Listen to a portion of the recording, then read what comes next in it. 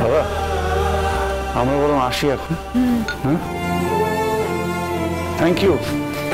Thank you thank you. দেখি দেখি।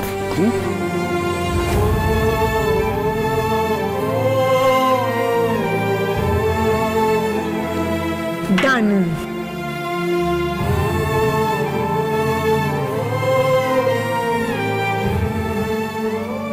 Medicine, এবার মেডিসিন খাওয়াতে হবে।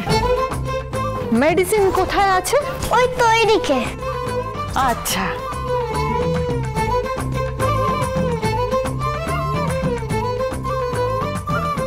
হিংসুকুটি, রূপার কেমন যেন মনে হচ্ছে ওই নার্স আন্টিটা রূপাদের মা।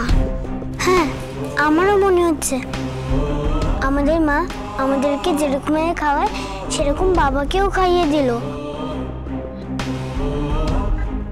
কিন্তু এই আন্টি তো মা হবে কি করে? আমাদের মা তো এরকম ড্রেস পরে না। রূপার মনে হয়েছিল মা, জানি না মা কোথায়। মাকে খুব মিস করছি, আমিও খুব মিস করছি। এবার মেডিসিন খেতে হবে।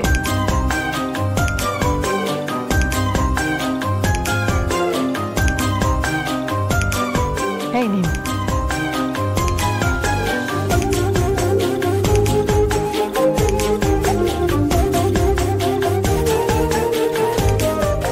Good boy.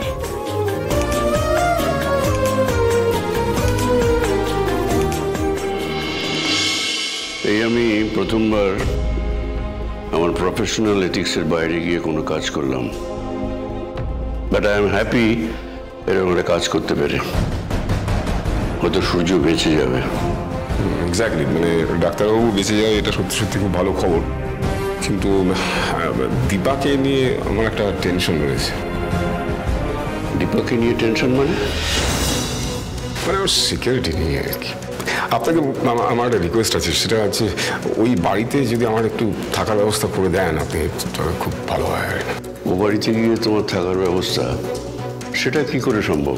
সেটা আপনারা যেভাবে ওকে একটু করে দিতে হবে, কারণ কি আমার মনে হচ্ছে ওরা দীপাকে ধরে ফেলবে, আমি সন্দেহ করছি আমি আর কি। আর একবার যদি ধরে ফেলে তাহলে কিন্তু দীপাকে ওরা মেরে ফেলবে, ওকে ওরা রেয়াত করবে না। সে কারণেই বলছিলাম। আর যদি সেটা সম্ভব না হয়, যদি আমি যদি নাও থাকতে পারি, আপনি নিজে যদি অন্তত সেখানে থাকেন তাহলেও খুব ভালো হয় আর কি।